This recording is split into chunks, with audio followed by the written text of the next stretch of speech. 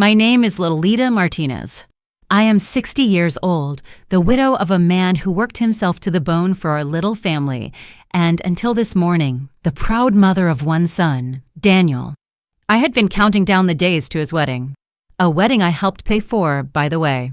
$45,000 for the venue and catering alone, not to mention the small contributions here and there for Ellie's dream dress, floral arrangements, and an open bar because we want people to remember it forever. Well, they will, but not for the reasons Ellie imagines. I woke before dawn today, not because I couldn't sleep, but because I wanted every second to go right. I steamed my pale lavender dress until it fell in perfect folds, polished my mother's pearl necklace until it gleamed like moonlight, and slipped into shoes that had been breaking in for weeks to avoid blisters. At the salon, my hairdresser said the blowout made me look 10 years younger. For the first time in months, I felt almost beautiful. The church ceremony was straightforward. Ellie looked flawless walking down the aisle, but when her eyes flicked to me, her smile thinned. I ignored it. My relationship with her had never been warm, but I believed today would be different. Today, we were becoming family. The trouble began the moment I reached the reception. The venue's grand hall was breathtaking golden chandeliers, white roses and crystal vases, the soft hum of a live quartet in the corner. Guests milled about, sipping champagne and laughing. I approached the sign-in table where a young man in a crisp white shirt was checking names and handing out seating cards. Lolita Martinez, I said, giving my name like I'd done 1,000 times at events. He flipped through the cards, frowned, flipped again. I don't see you here, he murmured. Check under M, I said lightly, though something cold was creeping up my spine. He checked again. Nothing. Maybe, speak to the bride, he suggested, his tone careful. Before I could answer, I heard the click of heels on the marble floor. Ellie appeared, gliding toward us like a model on a runway, her beaded gown catching the light. Oh, she's here, she said with a smile too tight to be friendly. She's got a special place. A special place. She took my arm, her grip surprisingly firm, and steered me past the main tables. Past the gleaming glassware and the place cards with elegant calligraphy. Past the laughing guests who stopped mid-sentence to watch us. We stopped at the very back of the hall, behind a pillar and dangerously close to the swinging kitchen door. And there it was, a single folding chair. Not a table, just a chair. Beside it, a large black trash bin lined with crinkling plastic bags, the smell of discarded food already faintly in the air. There you go, Ellie said brightly. Close to the buffet. Convenient, right? I stared at her. You want me to sit here? She tilted her head, her perfectly curled hair brushing her shoulder. It's a perfectly fine spot, Lolita. Don't be so dramatic. From across the room, Daniel caught sight of us. My boy, my only child, the one I'd raised alone after his father passed. Instead of rushing over to fix this humiliation, he smirked, leaned toward one of his groomsmen, said something. They both laughed. That laugh cut me deeper than any insult. I lowered myself into the chair because what else could I do without making a scene? The folding seat wobbled under me. I set my purse in my lap, my fingers curling so tight around the handles my knuckles ached. Guests passed by on their way to the buffet. Some pretended not to see me. Others gave me quick, pitying glances. A few actually smiled as if they were in on the joke. I caught snippets of whispers. Isn't that the groom's mother? Why is she back here? I heard she's difficult. The kitchen door kept swinging open beside me, releasing bursts of clanging pans and the sharp tang of lemon cleaner. Every time it did, the trash bin wobbled against my chair. I thought of the elegant dining room I'd passed, the laughter, the warm light, and here I was, parked like an afterthought. But this was no accident. This was deliberate. I thought of the nights I went without sleep, sewing Daniel's school play costumes because we couldn't afford store-bought. Of the double shifts I worked when his college tuition bill arrived early. Of the day he told me Ellie was the one, and I smiled even though I felt a pit in my stomach. And here I sat, the woman who gave him everything, next to garbage. Ellie was still mingling, her laughter like glass breaking, Daniel at her side. Neither looked my way again. Humiliation burned my cheeks, but beneath it, something shifted. It was as if a switch flipped in my mind.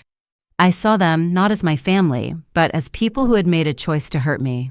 I forced myself to breathe evenly, to sip the lukewarm water someone eventually brought. I watched the room, watched the way Ellie's parents avoided my eyes, watched the way Daniel only approached me when others were nearby, as if I were a prop to be shown, not a mother to be honored. And I made a quiet promise to myself. If they thought I would just swallow this insult like all the others, they were wrong. I would find out why they wanted me out of sight today. And if there was a secret behind all those smug smiles, I would uncover it, piece by piece, no matter how ugly it turned out to be. What I didn't know then was that the truth wasn't just ugly. It was explosive. And before the night was over, it would send half the wedding guests fleeing for the door. From my throne by the trash, I watched Ellie float from table to table like a glittering dragonfly, skimming the surface of everyone's attention and never landing long enough to be real. The quartet slid into a jazzy waltz. Plates clinked. Someone knocked the bin beside me and muttered sorry without meeting my eyes. I smiled anyway. I'm not perfect. I can brood with the best of them, but I was raised to be decent when other people aren't. A soft voice came from behind the pillar. Ms. Martinez? It was Maya, the venue coordinator, a petite woman with blunt-cut bangs. We'd met once years ago when she took night classes where I worked the front desk. Do you want me to move your chair? There's space by table 7. I glanced toward table 7, Ellie's sorority sisters, all spray tans and shrill laughter. Daniel caught Maya's eye, shook his head, and lifted 2 fingers. Stay. Maya winced. It's fine, I lied. Thank you for asking. Maya squeezed my shoulder and disappeared, and that kindness lit a small lantern in my chest. Not everyone here had forgotten their manners. The humiliation had a strange side effect. It made my mind terribly sharp. As Ellie toasted her forever family, my thoughts drifted to the baby, my alleged grandson. Nicholas. Nico, as Ellie insisted. The darling centerpiece of every conversation for the past year. I did the math again in my head, the way I'd been doing it since the day he was born. Ellie announced her pregnancy to us at a backyard barbecue on May 1st, with the ultrasound photo she said was from last week, at 12 weeks. She had an app, she said. It made keeping track easy. 12 weeks on April 24th put conception around early February. Fine. Nico was born premature on October 15th, according to the breathless group text Daniel sent at 3 a.m. 5 weeks early. He wrote, tiny but perfect. Only. Nico weighed 7 pounds, 6 ounces. I remember the number because I baked 7 mini loaves of banana bread for the nurses, 1 per pound, plus a little extra because I'm that kind of woman. 7 pounds, 6 ounces is not tiny. And 5 weeks early babies usually don't come home in 48 hours. When I mentioned it to Daniel, he scratched his cheek and said, they got the dates wrong, Mom, as if obstetrics were a casual guess. And then there was his face. Babies change, I know. But from the first moment I saw Nico, dark, almost black eyes, a cleft in his chin like a thumbprint, hair so straight it lay like ink, I felt a quiet disconnect. Daniel had my hazel eyes and thick curls. Ellie's are leaf green, her hair a tumble of gold she swears is natural. Nico looked like a beautiful stranger left on our doorstep. I tried, God knows I tried. I crocheted blankets in colors Ellie approved, brought quiches and soups, learned how to fold the stroller that snaps like a booby trap. I kept my doubts folded too, like laundry no one needed to see. But doubts don't stay folded. They sprout legs. The first leg showed up the morning after the birth. I came by the hospital with coffee and still warm muffins for the nurses. Alyssa, a nurse from St. Joseph, tall, kind, freckles across the bridge of her nose, accepted them like I'd handed her gold. You're the sweetest, she said. We don't often see families this involved. She tapped the name band on my wrist. Grandma, right? Grandma, I said, and the word tasted like a promise. She hesitated. They were in and out quick, she murmured, glancing toward the closed postpartum room. Barely let us finish the discharge protocols. Your daughter-in-law had a lot of, phone calls. Phone calls. I asked. Yeah, some guy kept calling her. She took them in the hallway. I thought maybe a brother? He sounded intense. Alyssa colored. I shouldn't gossip. Congratulations again. I pretended it meant nothing. Later that afternoon, while Daniel went to sign forms, I walked down the hall to stretch my legs and heard Ellie's voice by the vending machines, low and sharp. I told you not to call, she hissed. No, he thinks it's his. No, I'm not doing this here. A pause. Don't say his name. The machine coughed a can of ginger ale. She turned, saw me, and the smile snapped on like a nightlight. Oh, Lolita, do you want a soda? They have diet. That was the second leg. The third walked itself right into my living room 2 months later when our neighbor, Mr. Vasilev, the retired statistician from Bulgaria who has opinions about everything, came by with a bag of clementinas. He'd seen me struggling with the car seat. He peered at Nico in his carrier and tilted his head. He don't look like Daniel, he said cheerfully, unaware that he had set a trap in my lungs. But babies are potatoes. They change. He popped a clementine and left me with peels and questions.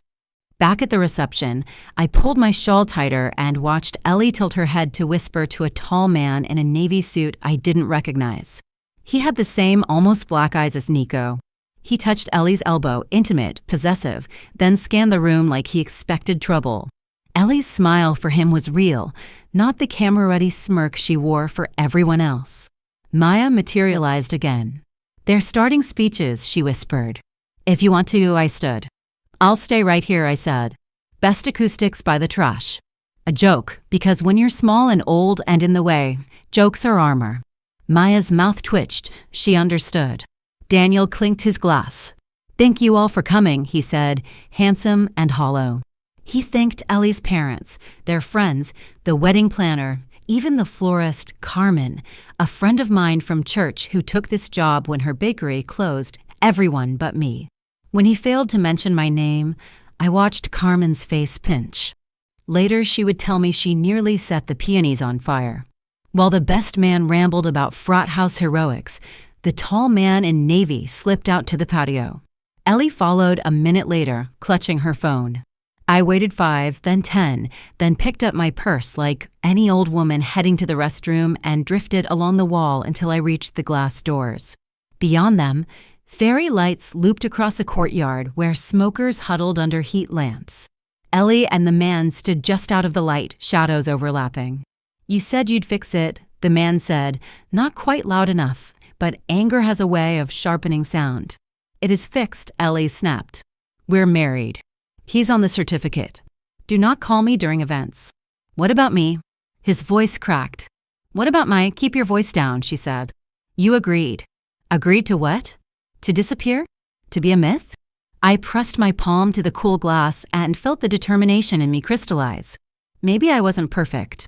Maybe I'd ignored red flags because I wanted my son happy, because I'm guilty of confusing silence with peace. But I am not a fool, and I am old enough to know when the math doesn't add up. I thought of another strange moment, the newborn photos. Ellie had hired a photographer, a woman named Bria, who used to babysit for my neighbor. In the online gallery, one image was labeled Daddy's hands, and the hands weren't Daniel's. Daniel has a small scar from a childhood bike crash that looks like a white comma on his right knuckle. The hands in the photo were unmarked and darker than his. When I asked, Ellie laughed. Editing, Lolita. Filters.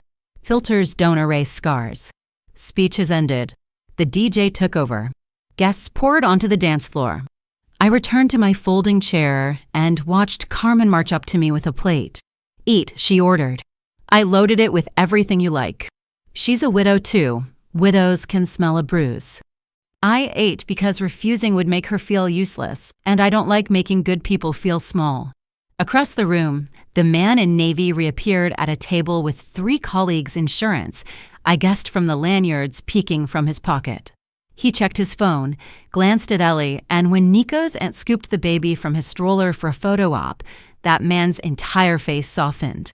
Like a light he'd been holding behind his teeth finally escaped.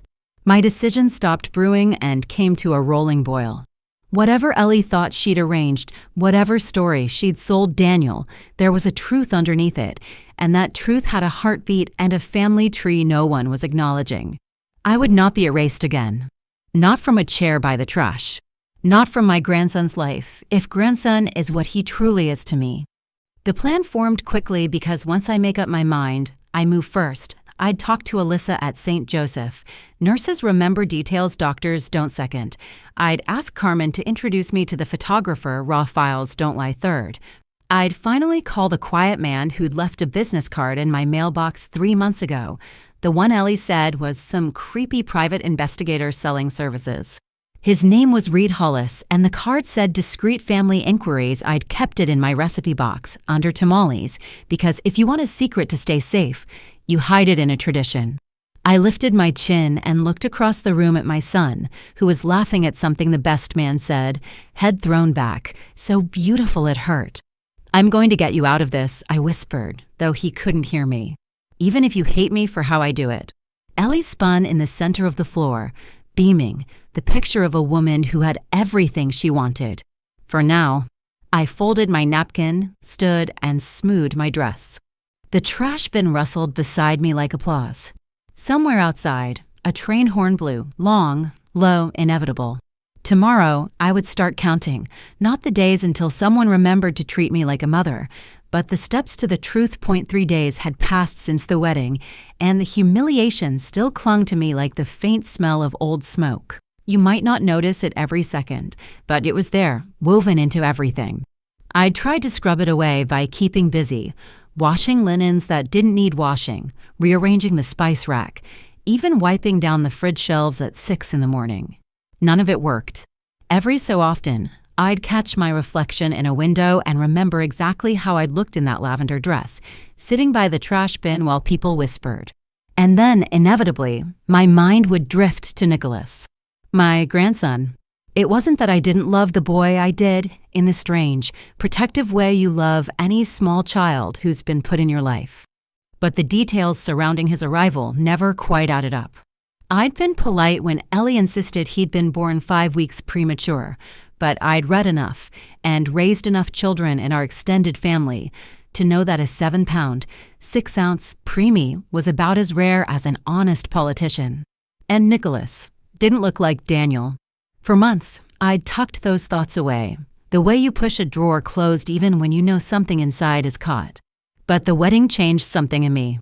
If Ellie and Daniel could publicly humiliate me like that, then I owed them no more of my silence.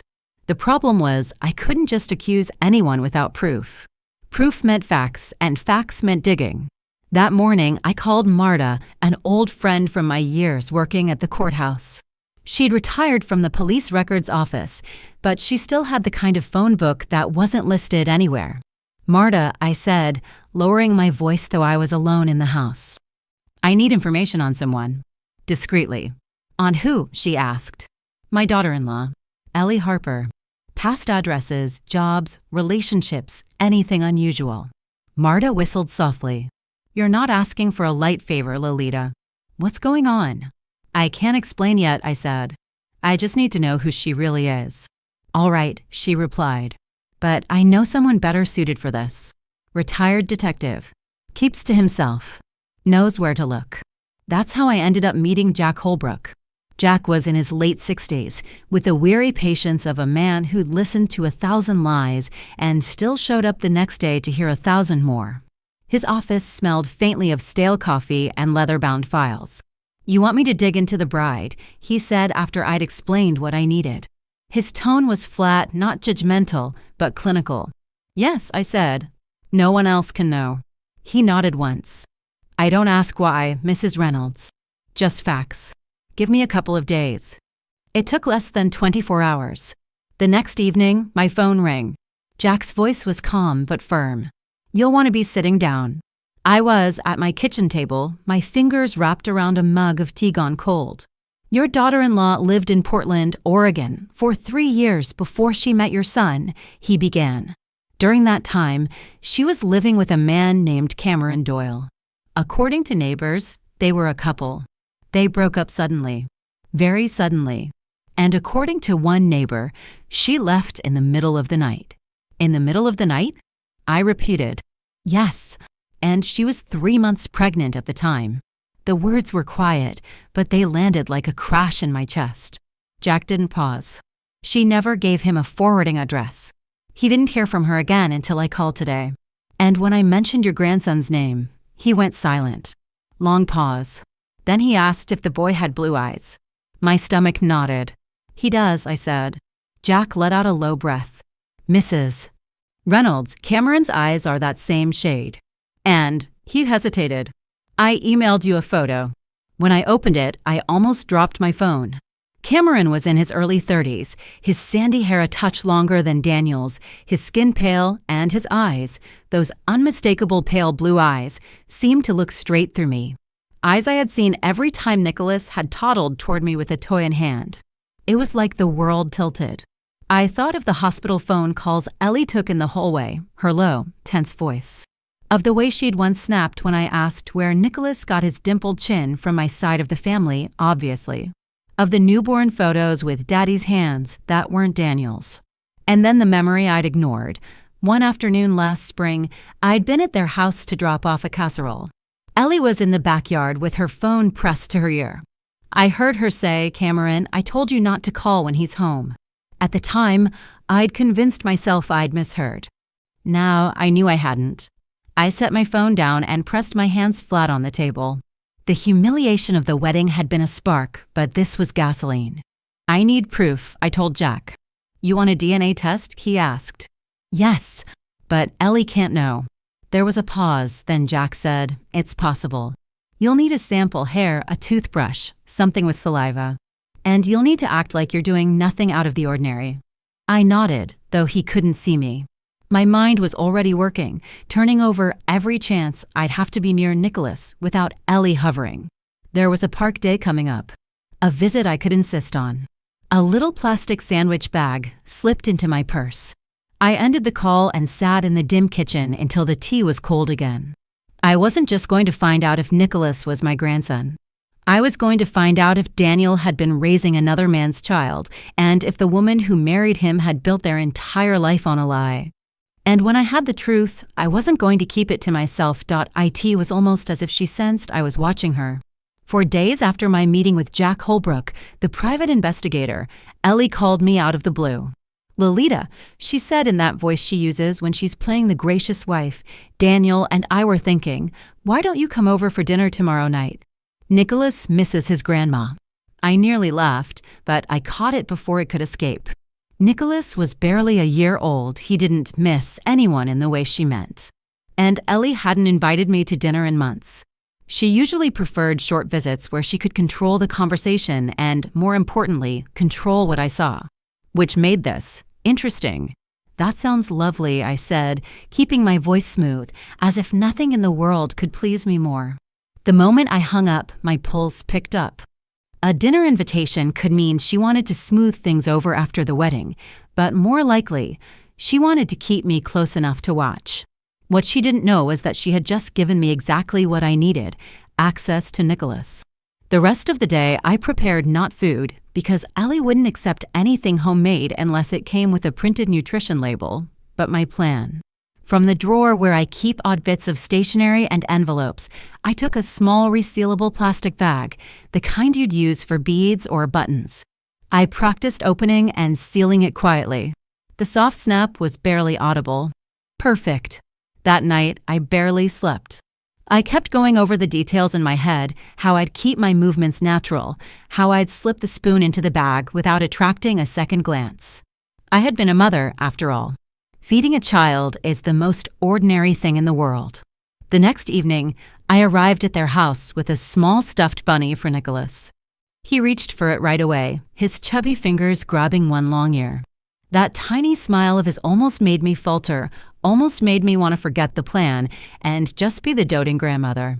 But I couldn't afford to let sentiment slow me down now. Ellie was dressed perfectly, as always, ivory blouse, slim black trousers, gold hoops.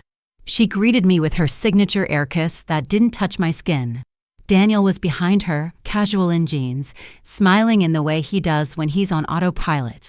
Dinner was roast chicken with rosemary potatoes, served at their gleaming white dining table. I noticed little things while Ellie carved the meat, how Daniel's phone stayed face down beside his plate, how Ellie kept glancing toward it anyway, as if expecting something urgent. We made small talk, weather, Daniel's job, how busy Ellie was with Nicholas. I played my part, asking questions, complimenting the seasoning on the chicken. I didn't let my eyes stray to the high chair in the corner until the plates were being cleared. Then Ellie brought out a little bowl of mashed bananas for Nicholas. "Could you feed him, Lolita?" she asked, her tone casual, almost offhand. If she'd been testing me, she couldn't have given me a better opportunity. "Of course," I said, smiling as I moved to the high chair. Nicholas squealed when I sat beside him, kicking his legs under the tray.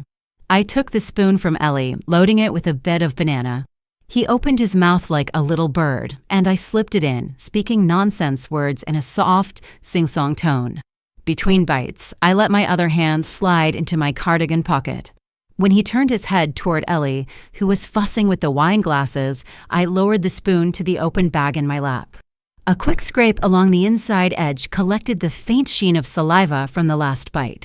One smooth motion sealed a bag, slip it deeper into the pocket. By the time Nicholas turned back to me, the spoon was loaded again, and my smile hadn't wavered. Daniel wandered over, chuckling. "Messy eater," he said, dabbing Nicholas's chin with a napkin. He had no idea the spoon he was looking at had just changed the course of all our lives. The rest of the evening passed in quiet domestic normalcy, or the performance of it, at least.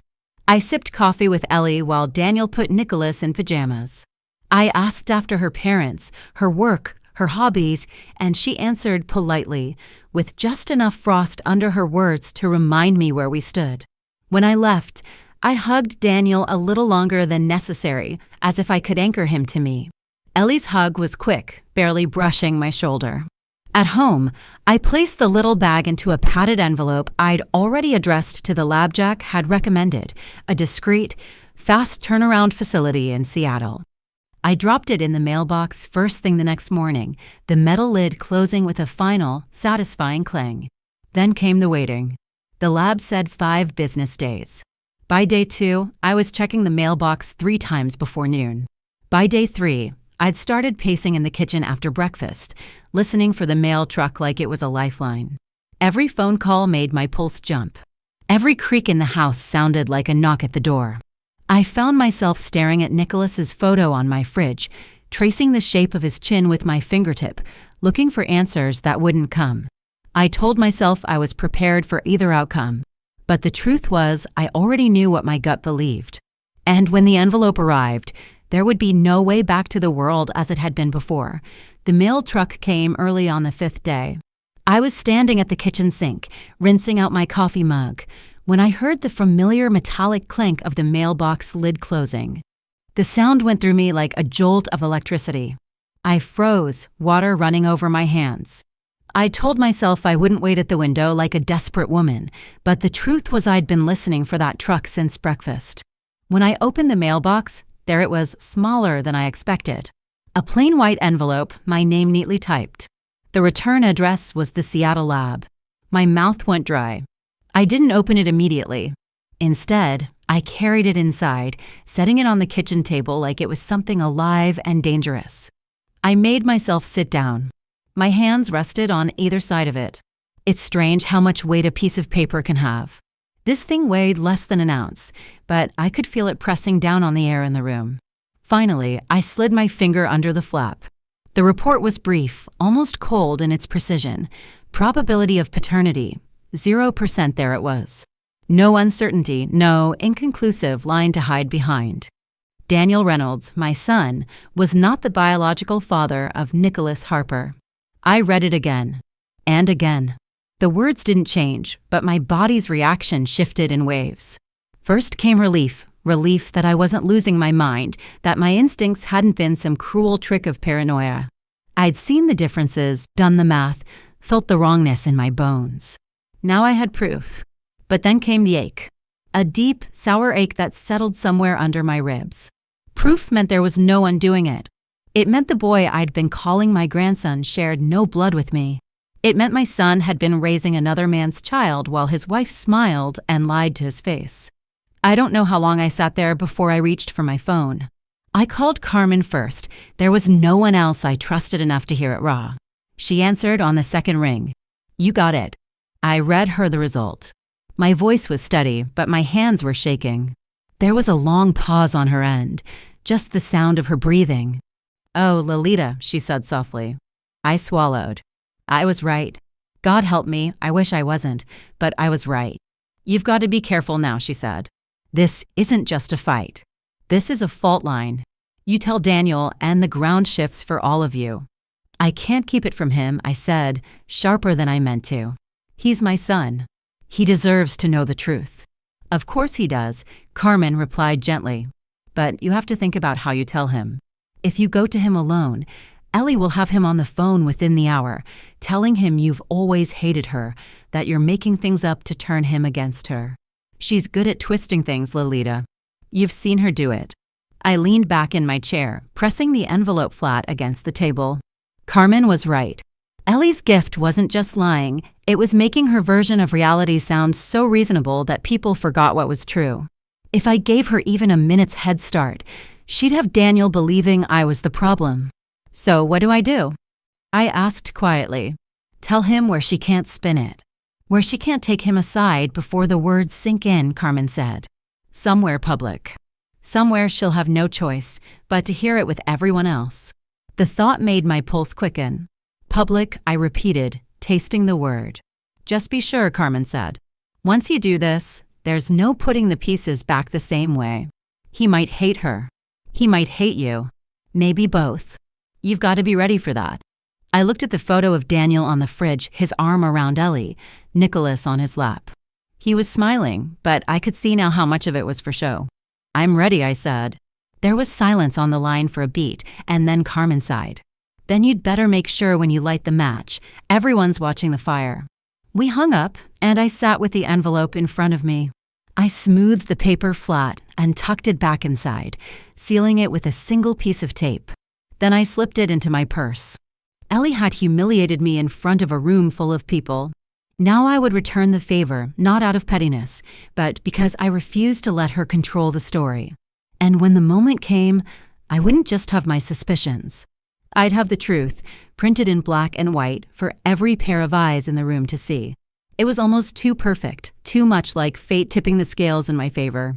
2 weeks after the DNA results arrived, the phone rang. Ellie's number lit up the screen. "Lolita," she began, all honey and high spirits. "Nicholas took his first steps yesterday. We were thinking we should have both families over this Sunday to celebrate. Just something casual, cake, coffee, maybe some wine. You'll come, won't you?" She was already picturing the scene in her head. I could tell from her tone. Her standing in the center of the living room, radiant and proud, Daniel beside her, Nicholas toddling toward their outstretched arms while the whole room clapped. A perfect little family moment for her to control and curate. "I wouldn't miss it," I said, keeping my voice even. When we hung up, I went straight to the drawer where I'd hidden the envelope. I took it out, running my fingers over the sealed flap. Inside was the lab report, the single piece of paper that could tear apart the pretty picture Ellie had spent years painting. Beside it, I laid out the photo Jack had sent me of Cameron Doyle. The resemblance between him and Nicholas was undeniable. Same pale blue eyes, same faint cleft in the chin, even the same set to the mouth when smiling. Daniel had none of it. Neither did Ellie. If Ellie wanted both families in the same room, she'd get them. But she'd also get the truth, and she wouldn't have time to twist it before it landed. Sunday came with bright sunlight and a crisp breeze. I arrived at their house just before 2, holding a box of cookies from the bakery down the street, something neutral, so Ellie couldn't accuse me of trying to outshine her hosting. The living room was already crowded. Ellie's parents were there in their matching beige outfits, smiling as if they'd been airbrushed. Her younger sister lounged on the couch, scrolling her phone, barely looking up. On Daniel's side, 2 of his cousins had taken over the corner near the coffee table, cups of coffee in hand. Carmen, who I'd quietly invited just to stop by, stood near the doorway, eyes scanning the room like she already sensed the storm brewing. Nicholas was in the middle of it all, in a little blue sweater and soft shoes, wobbling from Daniel's hands to Ellie's open arms. Every step earned applause and laughter. Phones were out, recording every moment for posterity or for Ellie's social media, more likely. Look at him go. Ellie beamed, lifting Nicholas high in the air after a particularly long trek across the rug. Our little champ. I stepped closer to the circle, my purse hanging from my shoulder. My fingers brushed the envelope inside.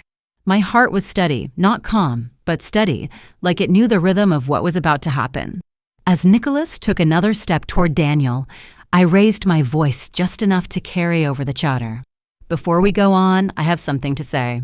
The words worked like a stone dropped into a pond, first a few heads turned, then more, the ripples of silence spreading until even Ellie was looking at me with that wary half smile she gets when she's trying to figure out my angle. I pulled the envelope from my bag. I had a DNA test done for Nicholas, to confirm something I've suspected for a while. I looked straight at Daniel. You are not his biological father. The room froze. It was as if all the air had been sucked out. Daniel's eyes widened, his mouth parting just slightly.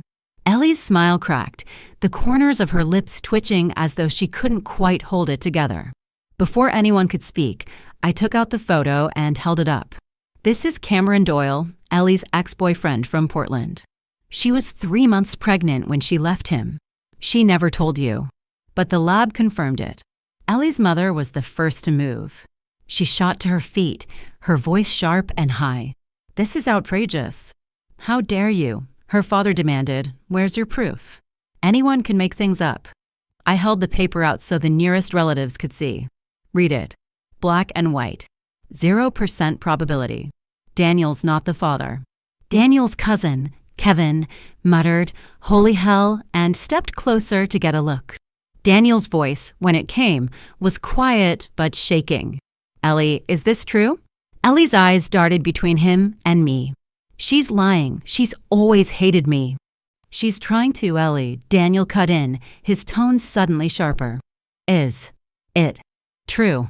For the first time since I'd met her, Ellie looked cornered. Her mouth opened, then closed. The color drained from her face. Daniel eyed the room erupted. Voices overlapped, accusations, denials, questions.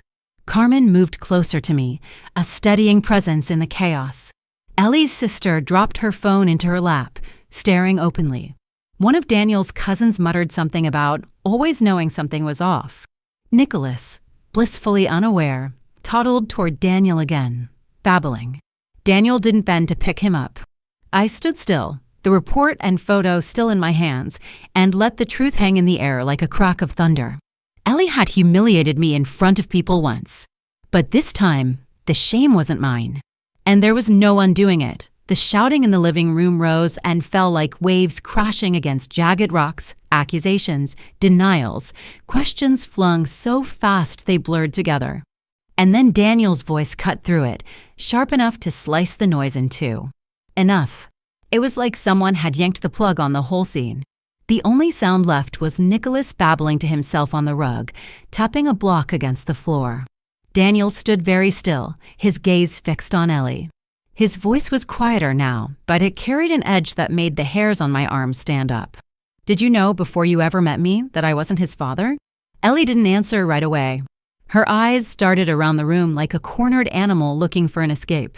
Her parents avoided her gaze, their expressions stiff and unreadable. Daniel's cousins had gone still, watching her the way you watch a car about to hit the guardrail. Finally, she let out a breath. Yes, it was so faint I thought I'd imagined it. Daniel blinked slowly. You knew. She faltered, her voice wobbling. I was already pregnant when we met. I thought it wouldn't matter. I thought you'd love him anyway. I thought we could make it work. Daniel's jaw worked, but no sound came at first. He swallowed hard, his face crumpling at the edges. You've lied to me every single day since we met. Every single day. Do you understand that? It wasn't, she began. He cut her off. Every time I held him, every time I told him I was his dad, every photo, every bedtime story, every doctor's appointment. All of it was built on a lie, Ellie. His voice broke, but the fury in it didn't fade. Ellie's mother, who had been silent until now, pushed to her feet. Her cheeks were red and blotchy. Ellie, how could you do this? How could you humiliate us like this? Her father's voice was clipped, almost shaking. You've disgraced yourself.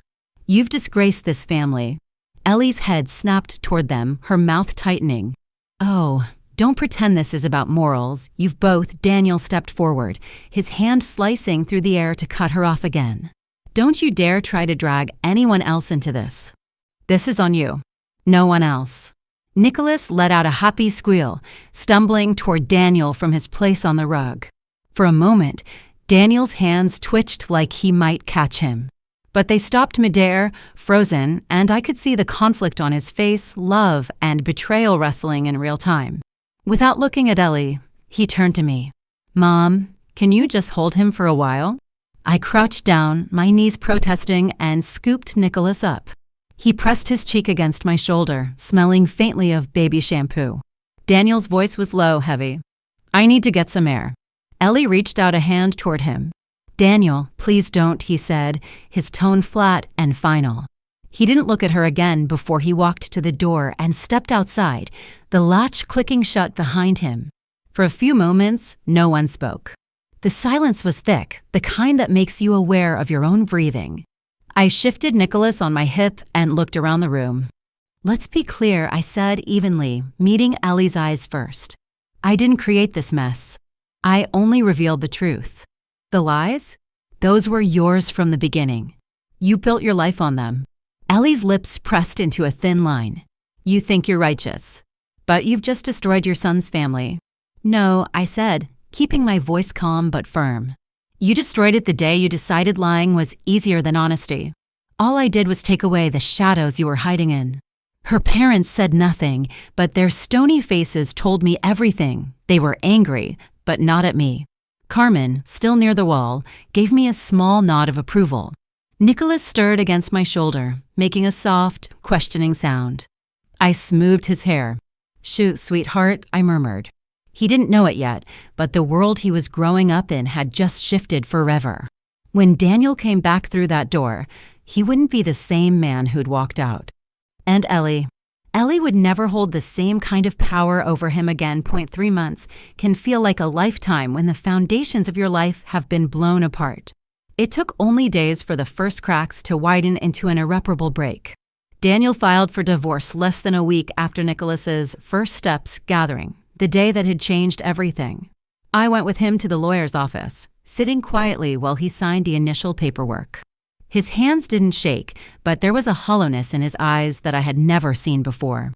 He had loved Ellie once, deeply, and watching that love rot into betrayal had stripped something from him. Ellie didn't go quietly. She fought the divorce, fought the narrative, fought the truth itself. In the courthouse hallway, she put on a show, eyes brimming with tears, voice breaking as she told anyone who'd listen that I had poisoned Daniel against her. She posted long, cryptic messages online about toxic relatives and family betrayal, always painting herself as the victim. But the evidence was an unmovable wall. The DNA results stood like a stone in the center of the case, cold, unarguable, final. Worse for her, she'd confessed in front of 2 entire families, and that memory lingered in every witness's mind. The custody battle was the hardest part. It was strange to watch Cameron Doyle, this man who had been nothing but a name in my research, step into the picture as a living, breathing father. He arrived in our city only 2 weeks after I called to tell him the truth. He came with 1 suitcase, a handful of framed photographs, and a quiet determination that took even me by surprise. From the first supervised visit, I could see it. Nicholas knew him. Not in the way of memory, he was too young for that, but in the way children sometimes just recognize what's theirs. He clung to Cameron's shirt, his small hand gripping tight as if he'd always been there. Cameron knelt on the floor with him, no hesitation, no awkwardness. The court appointed a guardian ad litem to observe all interactions. Cameron never missed a meeting, never raised his voice. He listened to every instruction, asked every question with care. He wasn't loud about it, but his presence was unshakable. Daniel surprised me too. Despite the pain, he made it clear to the court that he wanted visitation rights. "I've been there since the day he was born," he told the judge. "Blood or no blood, I'm part of his life." It was the one place Daniel and Cameron stood side by side. After weeks of hearings, paperwork, and tense silences in the courtroom, the judge signed off on a guardianship agreement. Cameron was to be Nicholas's primary guardian, with Daniel allowed regular visitation. It wasn't what Daniel had envisioned for his life, but it was honest, and that counted for something. Ellie, meanwhile, lost everything she fought for. Every petition, every carefully worded argument fell apart when matched against the facts. The day the judgment was read, she didn't make a scene. She just picked up her bag and walked out of the courthouse without looking back. I heard through neighbors that she moved back in with her parents. If she expected sympathy there, she didn't get it. Their relationship had been fracturing since the day of the confrontation. The humiliation she'd brought to their name had spread fast among their social circle. For people like them, reputation was currency, and Ellie had bankrupted them. Now, our family gatherings look different. Daniel and Cameron have learned to navigate a fragile truce. It's an odd thing, watching them both in my kitchen, leaning against opposite counters while Nicholas toddles between them. Cameron talks about daycare options. Daniel asks about Nicholas's favorite foods. They share space like two men who understand each other's place in the boy's life, even if that place is complicated. Sometimes, when Cameron brings Nicholas over, Daniel will just happen to stop by too. I never comment on it. I pour coffee for both of them and let the conversation move toward the boy, his new words, the way he's starting to run instead of walk, how he insists on sleeping with the same stuffed bunny every night. It's not the family I imagined. The picture I once had in my mind, Daniel, Ellie, and their child, was a lie from the start. But this new arrangement, awkward as it is, has something the old one never did: truth. And truth, I've learned, can hurt like hell, but it also heals. Slowly, stubbornly, like a scar forming over a wound. Because lies will rot everything they touch, but once the truth is out in the open, it has a way of planting itself deep. And maybe, just maybe, something good can grow from it. It's strange how silence can change its shape. For years, when Daniel and I sat at the same table, silence had been sharp, thin glass stretched over tension. It came between us like an invisible wall, built out of things neither of us could say because Ellie was there to hear them. Back then, every word was chosen like a step on cracked ice, careful, measured, afraid of the wrong sound. Now, silence had weight, but not heaviness. It was warm, unhurried, like the pause between waves on a quiet shore. We could sit in it without needing to fill it, and that alone felt like a gift. 3 months after the divorce papers were signed, Daniel started coming over every Wednesday night. No excuse, no holiday, just dinner. Sometimes he brought a bag from the Thai place down the street. Sometimes I cooked, and sometimes we opened the fridge, laughed at how little was in it, and made scrambled eggs with toast. One Wednesday, I'd made chicken stew, thick, hearty, the way I used to when he was a teenager, and came home from soccer practice starving. He walked in, still in his work clothes, his tie loosened, hair a little mussed. The smell hit him before he'd even taken off his shoes, and I saw his shoulders relax in a way they hadn't in years. "God, I miss this," he said, setting his briefcase down. "Your stew." Not even Ellie could ruin that. I laughed, handing him a bowl. "It's just chicken and vegetables, Daniel. Nothing magical about it." He gave me a look over his spoon. "Trust me, it's magic." We ate slowly, talking about Nicholas. Daniel told me how Cameron had called him last week to ask if he could join Nicholas at a swim class. "We're still figuring out. Whatever we are," Daniel said, "but it's working." For Nicholas. I told him about the day before, when Cameron had brought Nicholas over and the boy had insisted on helping me fold laundry, by which he meant rolling my socks into balls and throwing them in the dog's bed. We laughed, easy and free. It was after the laughter faded that Daniel set his spoon down and leaned back in his chair. His gaze stayed on me for a long moment before he spoke. "You know," he said slowly, "I used to think you were just too suspicious. Like you were looking for something wrong because you didn't like her. I didn't say anything. I wanted him to find his way to what he really meant. He took a breath. I let her convince me you were meddling, that you were trying to turn me against her. And I believed her because it was easier than believing you might be right. My heart ached at his honesty, but I stayed quiet, letting him unspool it. He shook his head. I was wrong. You weren't just being difficult. You were protecting me. I see that now. His voice softened. You saved me from living a whole life inside a lie. The words caught me off guard, and I had to swallow before answering. I didn't save you, Daniel. I just shined a light where you didn't want to look. You're the one who stepped into it. Still, he said, his voice low, I'm sorry. For not listening. For thinking you were the problem. For all of it. I reached across the table and took his hand. Daniel, we both made mistakes. But that's the thing about mistakes. They're only wasted if you don't learn from them. He nodded slowly. Yeah, I've learned one thing for sure, no matter how much it hurts. It's better to live with the truth than with a pretty lie. For a moment, neither of us spoke. The kitchen felt warm, almost glowing in the soft light over the table. The clock ticked in the background, the smell of stew still hanging in the air. Finally, Daniel smiled, not the polite smile I'd seen him use for years, but a real one. Feels good to be sitting here again, he said. Feels good to have you here, I replied. And in that moment, I realized something. We weren't just mother and son again. We were allies. We'd walked through the fire and come out the other side, burned but still standing and together. The first hint came one Sunday afternoon. We were in my backyard, the late summer sun casting long, warm shadows across the grass. Nicholas was on the patio with Cameron, shrieking with laughter as they turned the garden hose into a river for his toy boats. I was drying my hands on a dish towel when Daniel leaned against the railing beside me. So, he began, a little too casually, I've been talking to someone. I gave him a sideways glance. Talking. He grinned, but there was a shyness behind it. Yeah, her name's Melissa. She works in marketing at my company. We've had lunch a couple of times. She's different, easy to be around. She actually listens when I talk, and she doesn't, tell you what you should think. I supplied. He laughed. Exactly. I could see the way his shoulders lifted just a little when he spoke about her, not in that giddy, headlong way that had worried me with Ellie, but in a slow, steady way. Like he was letting himself hope, but keeping a careful hand on the reins. I'm not rushing into anything, he added quickly.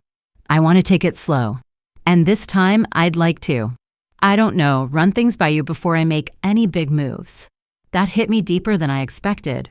For years, we'd talked around each other, both of us censoring our words so as not to light a fuse in Ellie. Now here he was, opening the door without me having to knock. I'll give you my honest opinion, I said. But I'll also ask the annoying questions. Good, he said, smiling. I need the annoying questions. I need someone to remind me what to look for and what not to ignore. The words hung between us for a moment, an unspoken acknowledgement of all the red flags he'd ignored before. This time, he was determined to see them if they appeared. We stayed outside a while longer, sipping iced tea and watching Nicholas stomp through puddles in his little sneakers. The air smelled faintly of cut grass and wet earth, and for once, the world felt still. That night, after Cameron took Nicholas home, Daniel stayed for dinner. We ate in the soft golden light of my kitchen, the same table that had seen too many strained meals now holding something entirely different.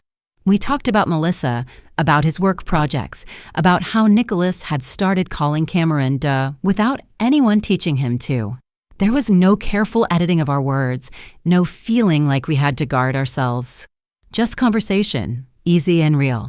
After he left, I stood at the door watching him walk to his car, that same calm settling in my chest. The truth had stripped away so much comfort, illusions, the image of the family I thought I had. But in its place, it had left something stronger. I knew now that nothing, no woman, no lie, no manipulation, could wedge itself between us again. The distance Ellie had built between mother and son was gone, and in its place was a bond not of convenience or obligation, but of trust. As I locked the door and turned off the kitchen light, I felt it, the unmistakable pull of a new chapter. Not the one I had pictured all those years ago when Daniel first introduced Ellie, but one with space for healing, for truth, and for a kind of peace I hadn't known I needed. No daughter-in-law, no lies, just the truth, and the two of us standing firmly on it. And for the first time in a long time, I looked at the future and didn't flinch. I welcomed it.